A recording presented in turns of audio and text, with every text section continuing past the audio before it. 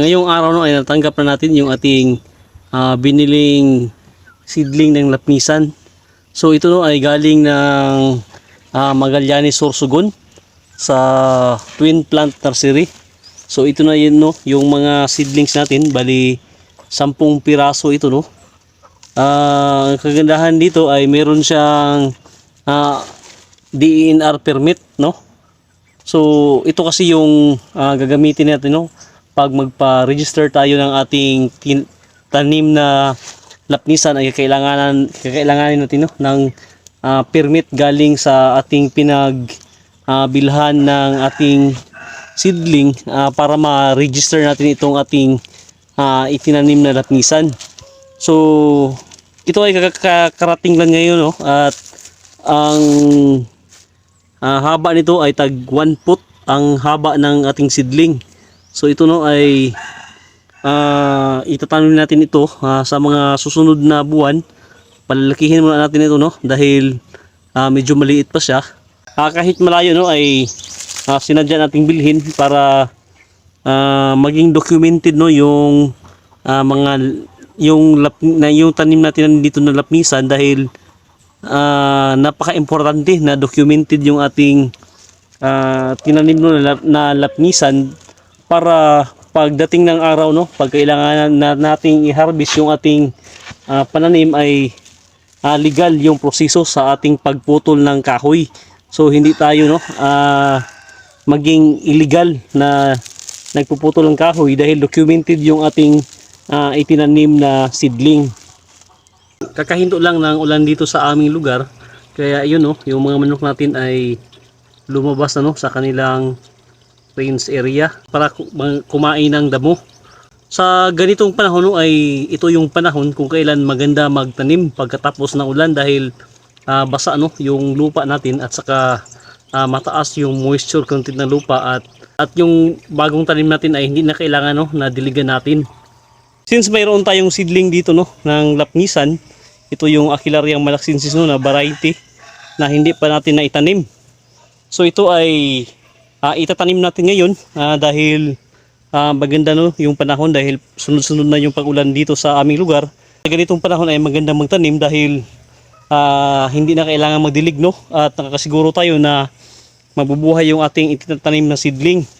So ito naman no yung galing natin ng Sorsogon sa Twin Plant Nursery no na Achillarium malaxensis na lapnisan no. Pero since medyo maliit pa siya dahil tig 1 foot lang yung ating binili, kaya palalakihin muna natin siya ng mga ilang piso. Siguro pagdating ng mga ilang buwan ay saka natin siya itatanim no dahil medyo maliit pa.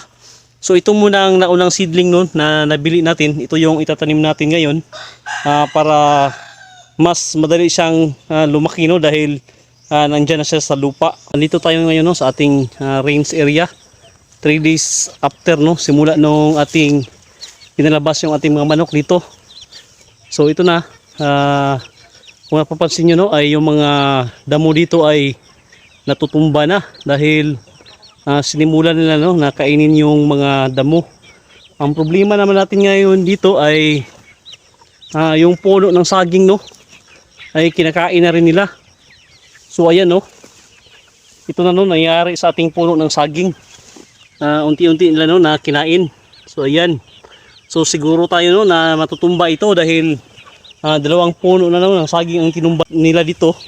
Tapos lakpan pa naman sana no yung variety ng saging na ito. So ito no, napakaganda sana ng tubo, pero ngayon ay talagang matutumba yan.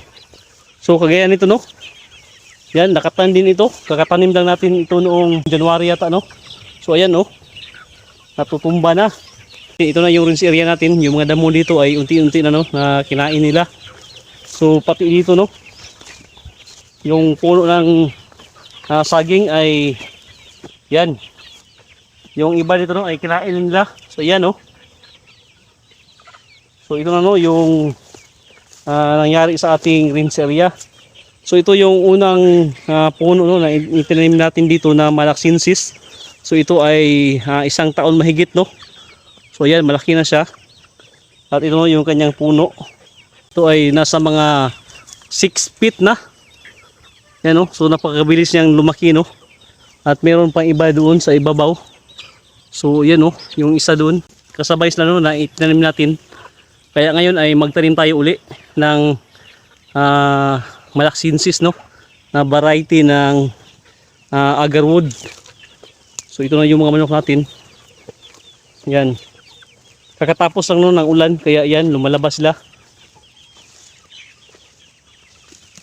So ayan sila no. Kinain na yung damo. So ito yung isang puno ng saging no. Yan no. Wala na. Ang corm no, ng saging ay kinain na nila. So wala na yung pag-asa.